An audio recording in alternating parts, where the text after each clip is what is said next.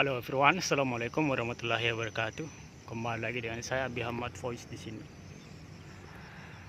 Saat ini saya berada di atas Bukit Samata, Kabupaten Goa. Bukit yang biasa saya pakai juga ya untuk jogging pagi ya. Ya tidak setiap hari ya, satu kali mungkin 2 kali ya dalam sepekan. Dan ya kita memang dalam hidup ini sekali-sekali ya kita boleh mencari tempat-tempat yang tenang, yang jauh dari keramaian ya, untuk bisa dikatakan bersemedi atau memaknai kehidupan, atau juga bisa diartikan sebagai proses kita untuk menikmati kebebasan ya, menikmati udara yang bersih, menikmati kesendirian lah istilahnya, jauh dari hiruk pikuk dan kebisingan kota begitu. Oke, kita langsung saja. Saya hanya ingin ya menyampaikan sebuah informasi ya, tepatnya adalah kita harus membongkar kedok salah satu jaringan laba-laba yang sangat besar di dunia ini, yang menghancurkan sendi-sendi kehidupan mulai dari bahkan sampai ke tingkat desa, kelurahan, semuanya ya terkena imbasnya. Semua yang memakai sistem ini terkena imbasnya. Sudah banyak orang yang membahasnya ya, membongkar sistem ini, tapi entah kenapa semua masyarakat kita itu sudah menganggapnya sesuatu yang sudah normal lah. Tidak perlu lagi kita melakukan pembangkangan untuk menghancurkan sistem ini. Padahal tidak, teman-teman. Yang namanya kejahatan itu, sekuat apapun dia, sebesar apapun jaringannya, ya, sedikdaya apapun, harus kita hancurkan. Tuhan ya hanya menganjurkan kita untuk melakukan kebaikan. Kenapa kita harus menghancurkan segala bentuk kejahatan? Karena itu akan merepotkan kehidupan manusia sendiri, menghancurkan bahkan alam semesta yang dihancurkan ya. Tempat bumi, tempat kita tinggal ini, dia akan hancurkan semua ya. Kapan kejahatan itu seperti virus, teman-teman. Bayangkan kalau virus dalam tubuh kita, virus yang didiagnosa sangat mematikan, kemudian kita biarkan saja, kita anggap normal, maka lama-kelamaan kita sendiri yang akan mati ya, yang akan mampus. Maka dari itu, tak peduli dia itu organisasi itu atau sistem itu besar, saya tidak perlu menyebutkan sistemnya, teman-teman sudah tahu sendiri. Karena sistem ini sangat-sangat merugikan masyarakat. Karena kenapa? Di tempat itu semua riba itu bukan disembunyikan ya, bukan disembunyikan, tapi Anda tahu itu semua kalau istilah saya itu kayak diobral ya. Riba di situ tidak obral ya, teman-teman. Dia mencari mangsa-mangsa baru, dia mencari-cari tumbal-tumbal yang baru, yang mau meminjam, yang mau berhutang di situ. Bahkan negara pun kalau berhutang di situ bisa mampus itu negara. Percaya atau tidak, bisa mampus itu negara. Kenapa? Karena Anda tahu ribanya yang mereka istilahkan dengan bunga. Sebetulnya saya juga sangat aneh ya, kenapa riba diganti dengan kata bunga ya. Anda sudah paham ya sistem apa yang kita sedang bicarakan ini. Dan juga kalau dalam istilah Inggrisnya dia pakai interest. Interest itu kan menarik ya, sesuatu yang menarik, interesting. Dia pakai kata itu juga. Itu cara-cara mereka ngelobui ya mindset kita, pemahaman kita, bahwa ini bukan riba. Tapi bagi orang Islam gampang saja dia memahami itu. Yang namanya bunga itu ya riba. Walaupun bunga kan sesuatu yang kita lihat sangat indah, kenapa dia lekatkan dengan kata riba ini yang dilarang keras oleh agama kita, agama Islam. Maka dari itu, saya tidak peduli ya teman-teman. Saya punya kehidupan sendiri ya. Mau siapapun yang mendengar apa yang saya bicarakan ini tidak mau peduli, terserah juga ya. Kita masing-masing punya kehidupan dan mindset sendiri-sendiri. Tapi yang saya risaukan adalah, yang saya khawatirkan adalah sistem ini akan bertahan sampai hari kiamat. Tapi saya tidak yakin sistem ini bisa bertahan sampai hari kiamat, karena tanda-tanda kehancurannya juga ya sebetulnya sudah di depan mata kita. Kehancuran dari sistem ini, banyak negara yang telah dihancurkan, yang dia bangkrutkan, yang tidak mampu membayar melunasi hutangnya, yang benar-benar bangkrut, dibangkrutkan lah.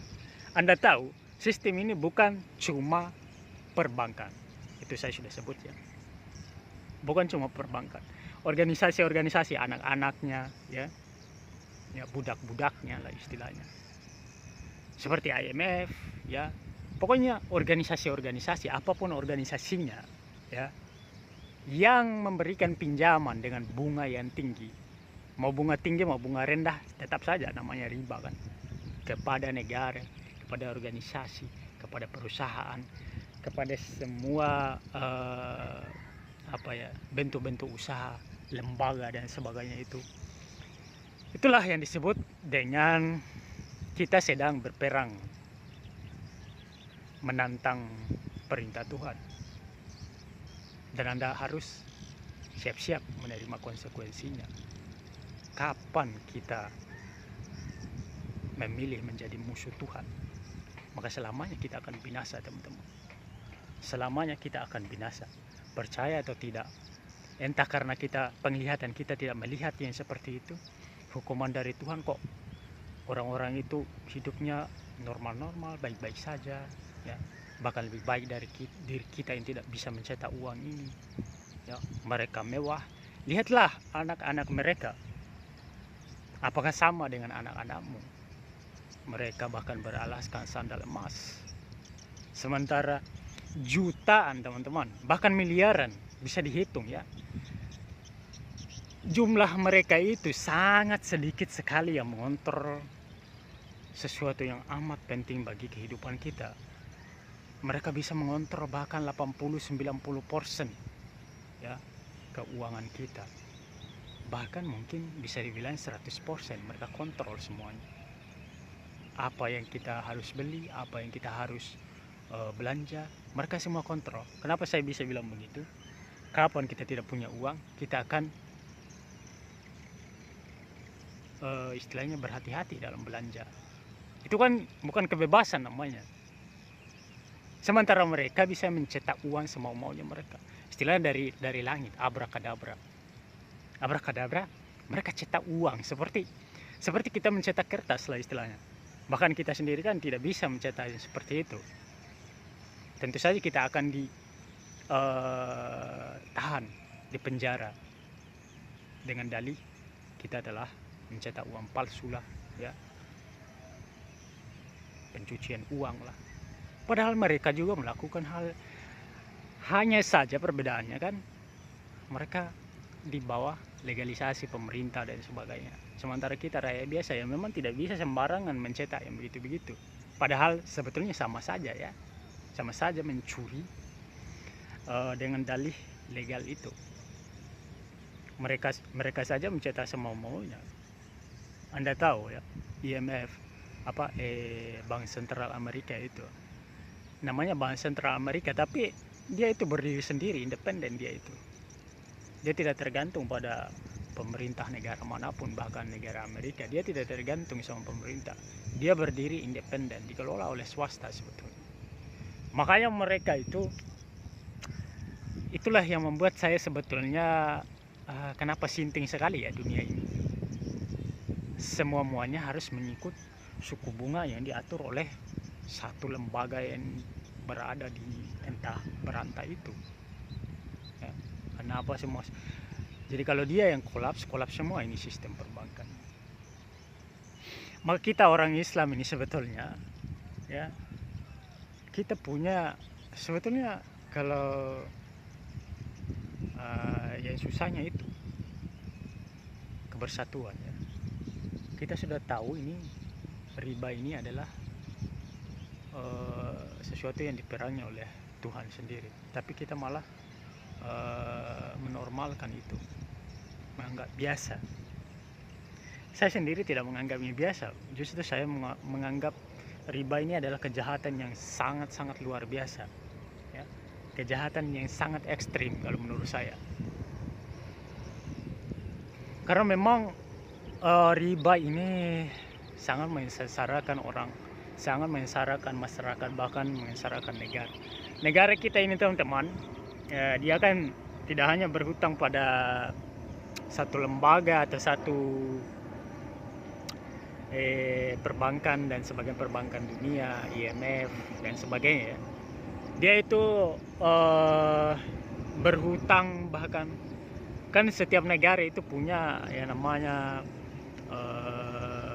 lembaga pengelola keuangan untuk pembangunan dan sebagainya, seperti perbankan Cina itu, perbankan pembangunannya.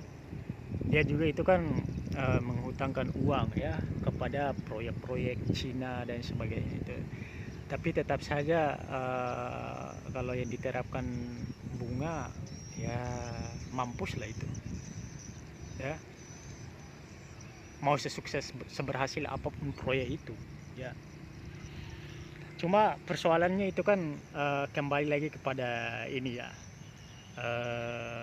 kelancaran pembangunan, ya, dalih-dalih seperti itu, ya. Kalau tidak ada modal, ya tentu saja segala jenis usaha itu akan macet. Jadi kita semua ini dipaksa juga untuk melakukan pinjaman kepada bank-bank di seluruh dunia ini, ya, di seluruh Indonesia juga meminjam modal untuk berusaha. Saya tidak habis pikir ya, bagaimana ceritanya minjam modal untuk berusaha. Kalau mungkin meminjam modal dari misalnya lembaga-lembaga yang tidak memeras, tidak apa-apa.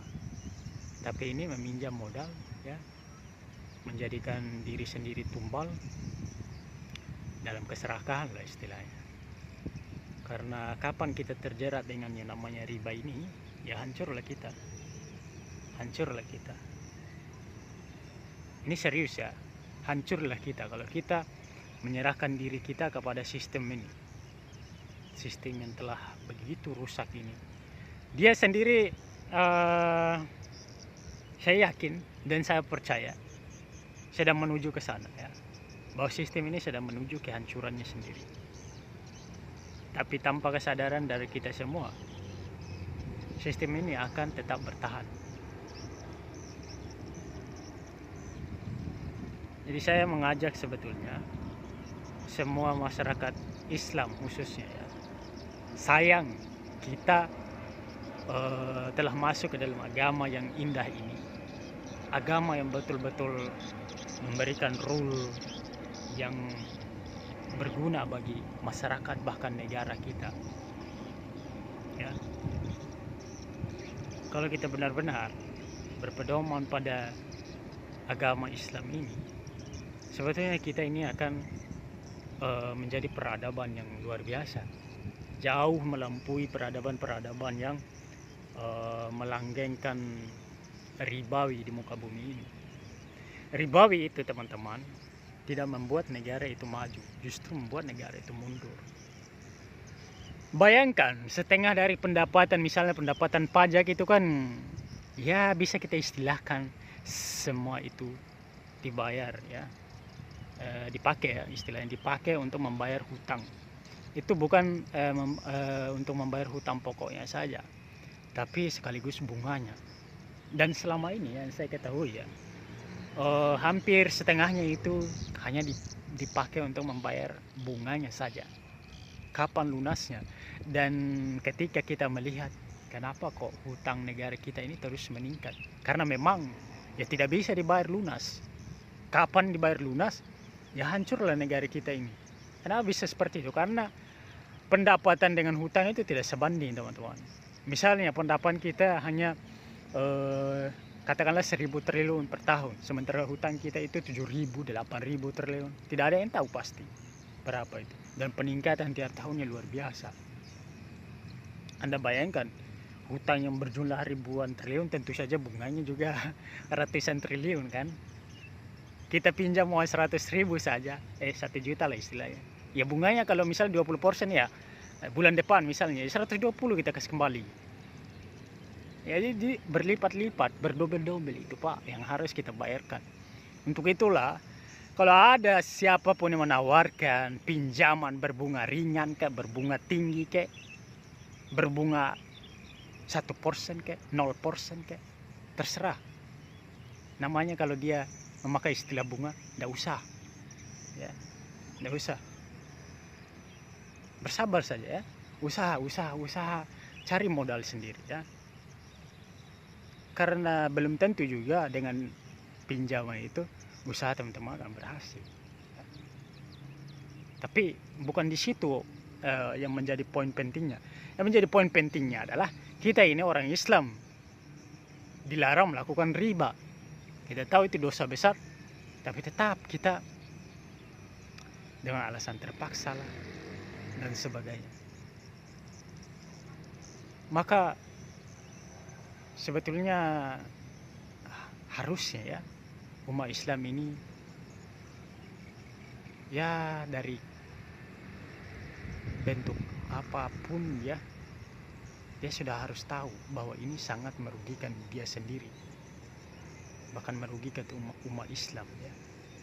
Kapan riba ini merajalela, umat Islam ini akan mundur, itu saja, tentu saja akan mundur. Mungkin saja sebagai bentuk hukuman dari Tuhan juga bahwa kita ini mengaku Islam tapi dosa tetap jalan. Kan kalau masuk Islam kan masuk Islam secara kafah, total ya. Namanya total itu ya kita usahakan semaksimal mungkin. Karena kalau dosa yang kita sengaja itu bukan namanya total, tapi kalau yang tidak disengaja ya setidaknya kita tidak sengaja itu dosa. Tapi kalau itu dosa yang kita sengaja, kita memang mau terjun di situ, kita sudah siap dengan resikonya, ya siap-siap sajalah dengan resiko itu yang kita ambil. Dari yang saya lihat selama ini ya teman-teman, sistem perbankan ini sebetulnya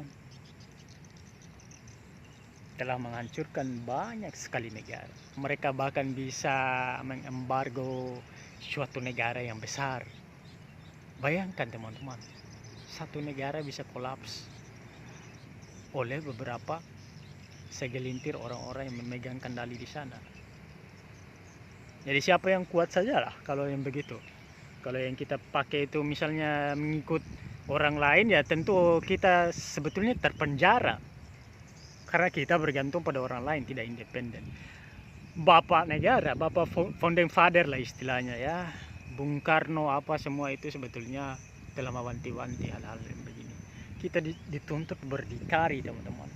Kalau kita mengandalkan kehidupan, sistem keuangan kita dan semuanya kepada orang lain, negara lain, ya hancurlah kita. Kita dikontrol teman-teman. Lihatlah Rusia sana, semenjak dia menginvasi Ukraina, dia ya dibekukan dari berbagai macam lembaga, organisasi internasional dan sebagainya, karena memang yang kontrol itu yang mereka di sana ya. Ya Rusia yang sudah tahu seperti itu permainnya, ya berganti pemain lah istilahnya. Cara mainnya berarti tidak boleh lagi seperti ini. Kalau seperti ini ya mereka akan dikontrol, akan dikuasai ekonominya, akan gampang dikolapskan. Begitu juga dengan Iran teman-teman. Iran itu sudah berpuluh-puluh tahun diembargo itu, tapi dia tetap melawan. Dia tetap melawan karena punya harga diri juga mereka. Dan Tuhan kasih mereka minyak yang melimpah. Untuk apa? Ya, untuk memberitahu kita bahwa kalau kita meninggalkan sistem itu, kita tidak akan mampus ya. Kita pasti bisa bertahan. Ya, untuk untuk apa kita memakai sistem orang lain yang bisa membelenggu kita, membelenggu kebebasan kita mengontrol sistem keuangan kita. Masa sistem keuangan sekelas negara kita yang dikontrol oleh sistem keuangan lain di sana ya. Makanya kita harus berlepas diri dari sini. Dan sekarang ini zamannya apa lah istilahnya, semuanya akan berubah. Berdasarkan pengamatan saya semuanya akan berubah. Negara-negara itu akan membentuk suatu blok baru ya, yang betul-betul bertolak belakang dengan blok yang sekarang ini. Ya, blok main keroyok yang ingin menghancurkan negara dengan sangat gampang.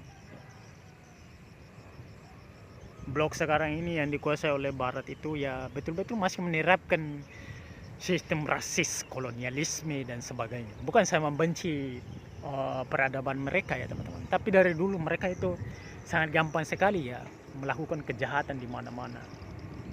Bayangkan mereka, hanya mereka mungkin yang telah melakukan kejahatan yang sangat tinggi, yaitu membom atom Hiroshima dan Nagasaki. Ya, belum ada satu negara pun yang melakukan itu, hal yang jahat teman-teman, yang sangat jahat. Ratusan ribu orang, belum lagi yang selamat itu menderitanya minta ampun itu. Mereka itu benar-benar dari dulu itu suka menjajah, suka merampas ya, suka main hakim sendiri, suka melakukan standar ganda, suka menuduh ya, menunjuk tangan pada orang lain padahal dia sendiri melakukannya, mereka sendiri melakukan. Ini peradaban yang betul-betul mereka bangun ini sangat-sangat merusak kehidupan kita. Maka kita harus bersyukur, kita harus memulai.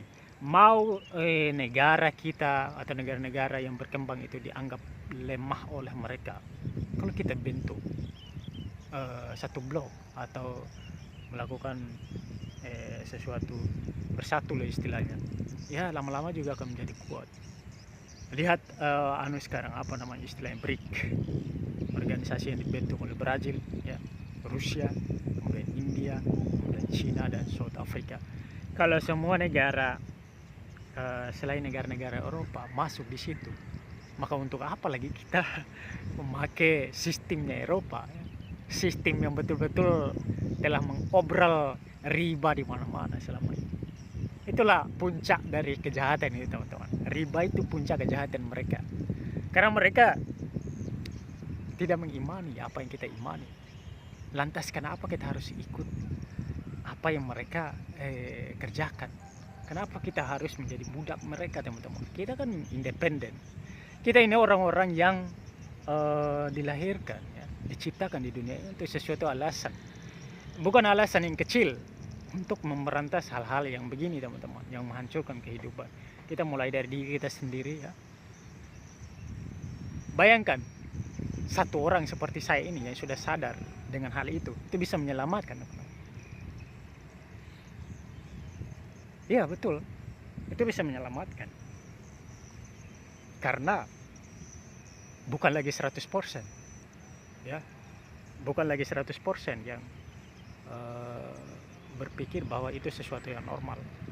Nanti berkurang sampai 50-50, 50-50. Itu sistem mereka akan semakin terancam.